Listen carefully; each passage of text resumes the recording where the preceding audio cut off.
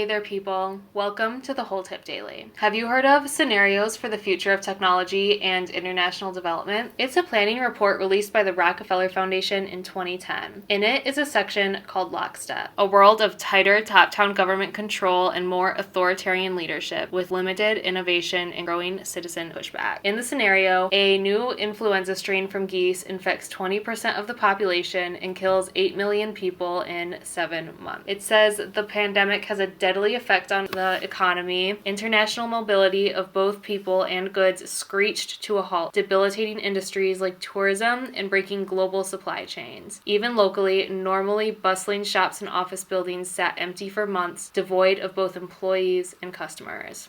Any of that ring a bell? China does particularly well compared to the rest of the world in the scenario. During the pandemic, national leaders around the world flexed their authority and imposed airtight rules and restrictions, from the mandatory wearing of face masks to body temperature checks at the entries to communal spaces like train stations and supermarkets. Even after the pandemic faded, this more authoritarian control and oversight of citizens and their activities stuck and even intensified in order to protect themselves from the spread of increasingly global problems, from pandemics and terrorism to environmental crisis and rising poverty. Leaders around the world took a firmer grip on power. At first, the notion of a more controlled world gained wide acceptance and approval. Citizens willingly gave up some of their sovereignty and their privacy, looking at you social distance warriors, to more paternalistic states in exchange for greater safety and stability. Citizens were more tolerant and even eager for top-down direction and oversight, and national leaders had more latitude to impose order in the ways they saw fit. In developed countries, this heightened oversight took many forms. Biometric IDs for all citizens, that sounds familiar, and tighter regulation of key industries.